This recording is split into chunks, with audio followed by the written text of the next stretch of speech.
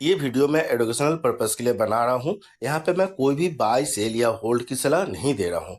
सो कुछ भी करने से पहले मेरा रिक्वेस्ट यही रहेगा कि आप खुद का रिसर्च एक बार जरूर कर ले और अपना फिनेंशियल एडवाइजर से भी एक बार जरूर एडवाइस ले ले, क्योंकि मैं कोई सेबी रजिस्टर्ड नहीं हूँ। एंड इस वीडियो को देखने के बाद अगर आप कुछ भी करते हैं और उसके लिए जो भी प्रॉफिट या लॉस होगा उसके लिए आप खुद भागीदार होंगे। ये चैनल किसी भी तरह से रिस्पॉन्सिबल नहीं होगा। नमस्ते दोस्तों, मैं पसाड़ी एमबीए वाला आप सबका स्वागत करता हूं आपका अपना चैनल पसाड़ी एमबीए वाला में। मेरी चाहने वालों में जैसे किसी ने मुझे मैसेज किया था, उनका नाम मैं बता दे रहा हूँ यहाँ पे। मिस्टर रोहन व्यास जी ने मुझसे मैसेज करके बोले थे कि मैं एफसीएस सॉफ्टवेयर के बारे में कुछ बताऊं। एफसीएस सॉफ्टवेयर जो कि एक पेनी स्टॉक है, बट ये मैसेज उन्होंने मुझे 2-3 दिन पहले ही दिया था। मैं सबसे पहले उनको सॉरी करना चाहूंगा कि मुझे ये अपलोड करने में 2-3 दिन लेट हुई। एक्चुअली लेट क्यों हुआ, क्योंकि ये सॉफ्टवेयर को ये शेयर को जब मैंने देखा फर्स्ट टाइम, ठीक है, तो देखा कि एक पेनी स्टॉक है और इसका मतलब हम खुद मतलब ठीक तरह से डिसीजन ले नहीं पा रहे थे क्या ये क्या है, नहीं है, किस तरह से आगे जाएगा, क्या होगा। क्योंकि टेक्निकल एनालिसिस कर रहा था तो मैं नो डाउट कुछ पॉजिटिव ही मुझे मिल रहे थे।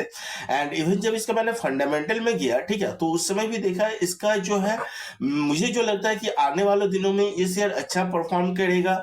इवन इसके बारे में मैं जितना रिसर्च करते गया तो देखा इसका मतलब फ्यूचर बहुत अधिक है। एंड इवन इसको अभी अच्छे अच्छे प्रोजेक्ट भी मिल रहे हैं।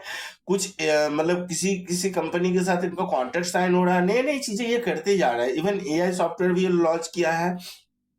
तो इसी रिसर्च के लिए देखिए, मैं कुछ आप लोगों को गलत चीज बताना नहीं चाहता हूँ, बट इसीलिए इस पे मैंने अच्छा से रिसर्च कर रहा था और इसीलिए मुझे 2 दिन लेट हो गया है, ठीक है।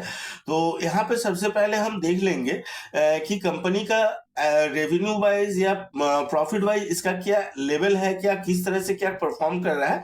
देन उसके बाद हम टेक्निकल चार्ट पर जाएंगे और वहां पे डिटेल्स में टेक्निकल एनालिसिस करके इस चीज को समझेंगे कि यहाँ पे क्या टारगेट है, क्या रेजिस्टेंस है, क्या सपोर्ट है, क्या हम यहाँ पे बाय कर सकते हैं या फिर जो होल्ड किए हुए वो क्या करें। वो सभी चीज के बारे में हम यहाँ पे डिस्कस करेंगे इस वीडियो में।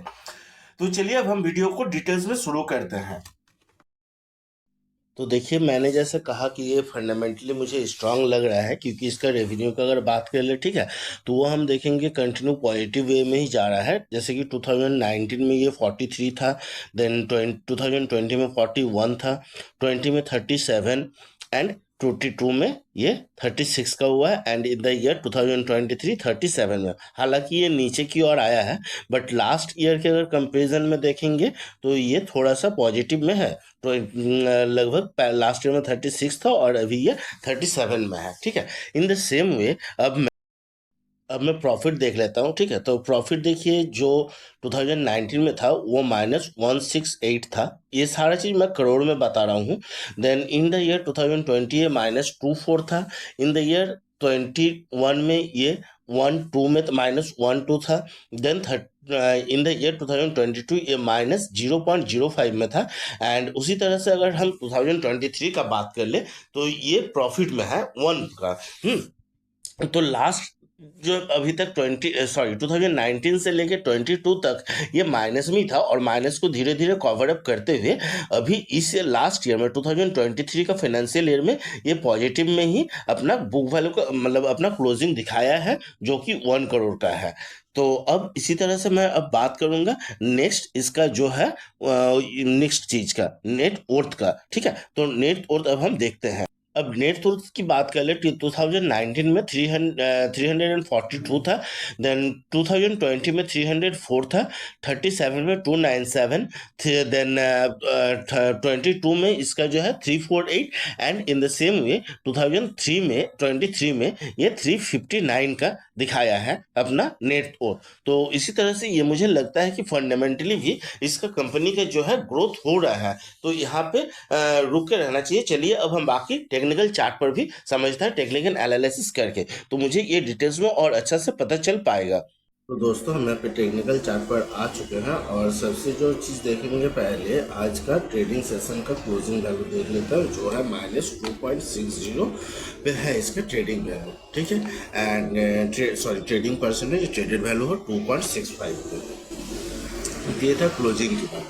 अब जो चीज़ हम देखेंगे कि इसमें क्या हो सकता है आगे, मतलब और गिर सकता है या फिर इसको नेक्स्ट टारगेट जो ऊपर की ओर जाएगा, इस सारे चीज़ को हम यहाँ पे समझने का कोशिश करेंगे। तो सबसे पहले देखिए मैं ट्रेंड लाइन निकालूंगा, ठीक है। ट्रेंड लाइन निकाल के अगर हम देखते हैं तो लगभग इस जोन से अगर हम देखते हैं यहाँ से, ठीक है, जो बड़ा एक ब्रेकआउट लेंगे तो देखेंगे इस ट्रेड लाइन को फॉलो करते हुए ये अपर जोन की ओर ही चला आया हुआ है। यहाँ पे देखिए ये अपर जोन पे ही चलता जा रहा था, ठीक है, अप ट्रेंड को फॉलो कर रहा था और हमेशा जो है ट्रेंड लाइन को ही सपोर्ट बना के ऊपर की ओर जाते रहा।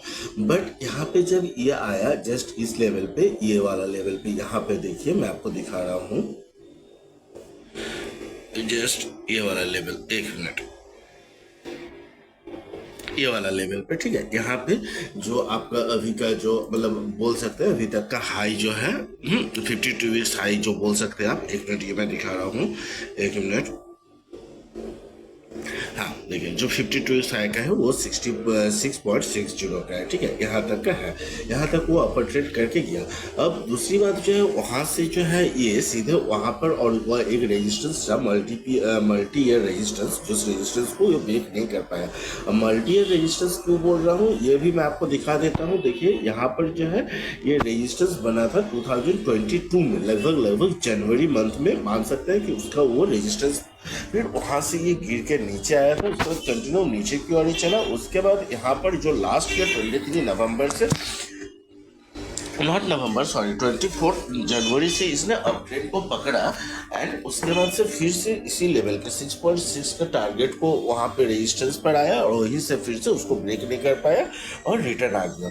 अब रिटर्न आने के बाद यहाँ पर भी अगर हम देख रहे हैं तो ये चीज़ जो देखेंगे यहाँ पे देखिए, जस्ट एक मिनट में दिखा रहा हूँ, यहाँ से भी अगर हम देखते हैं, ठीक है, तो यहाँ से मैं अब शुरू करूँगा ट्रेंड लाइन को, ये देखिए। अब यहाँ से मैं नीचे की ओर ले रहा हूँ तो यहाँ पर देखेंगे हम क्या कि यहाँ पर भी एक ट्रेंड लाइन को बना हुआ है और ट्रेंड लाइन को ही रेजिस्टेंस बनाते हुए नीचे की ओर आ रहा है, एकदम नीचे तक इसमें ब्रेकअप, मतलब नीचे की ओर जा रहा है, कंटिन्यू नीचे ही जाते जा रहा है। अब समझने वाली बात है कि ये गिरने गिरते कहाँ तक जा सकता है। तो देखिए फर्स्ट जो चांसेस है इसका रुकने का, जो सपोर्ट का काम करेगा वो है करंट लेवल पे, यही वाला जहाँ पे अभी ये ट्रेडिंग कर रहे हैं, क्योंकि यहाँ से मान लीजिए जैसे ये वाला लेवल पे, ठीक है, अब क्योंकि लास्ट जो हुआ था यही इसी से एक ये छलांग मार के ऊपर की ओर गया था, यहीं से बुल मार्केट शुरू हुआ था एंड ग्रीन कैंडल बनाया था। एंड नेक्स्ट अगर हम देखें तो यहाँ पर भी और एक चीज़ आप देखिए, यहाँ पर ये वाला इसका जो ये वाला लेवल, ठीक है, ये लेवल इसका एक स्ट्रॉन्ग सपोर्ट हो रहा है, मे बी यहाँ पर भी ये इसको तोड़ सकता है, यहाँ से भी ये मतलब यहाँ तक भी आ सकता है और यहाँ पे भी रुक सकता है, जो कि है करंट आपका 3 रुपये वाला 3.05 का लेवल।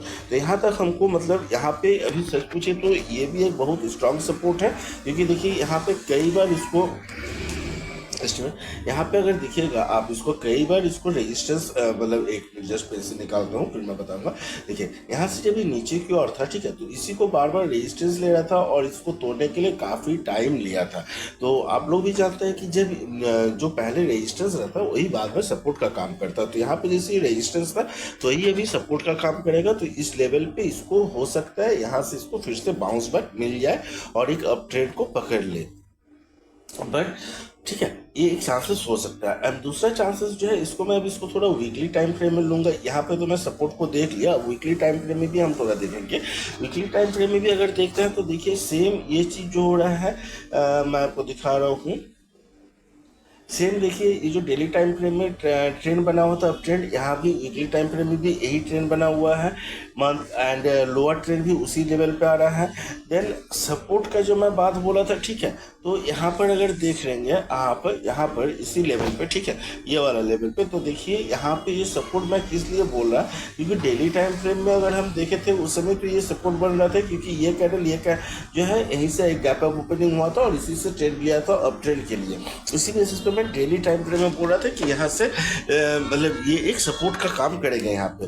बट अगर थोड़ा सा पीछे जाते हैं वीकली टाइम फ्रेम में, तो यहाँ पे देखिए 22 मई मंथ में 2022 ईयर में मई मंथ में ये वाला एक सपोर्ट का काम कर रहा था, ये रेजिस्टेंस का भी बोल सकते हैं, ये वाला पर्टिकुलर यहाँ पे। तो ये इसीलिए मैं बोल रहा था कि ये वाला लाइन भी एक स्ट्रॉन्ग सपोर्ट का काम करेगा, एंड इसको अगर तोड़ता तो उसके बेसिस पर नीचे वाला आएगा।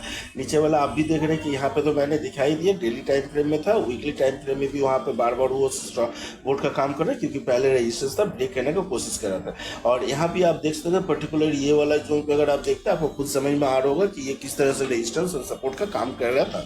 तो इसी बेसिस पे मैं कहना चाहता था, आप लोगों को दिखाना चाहता था।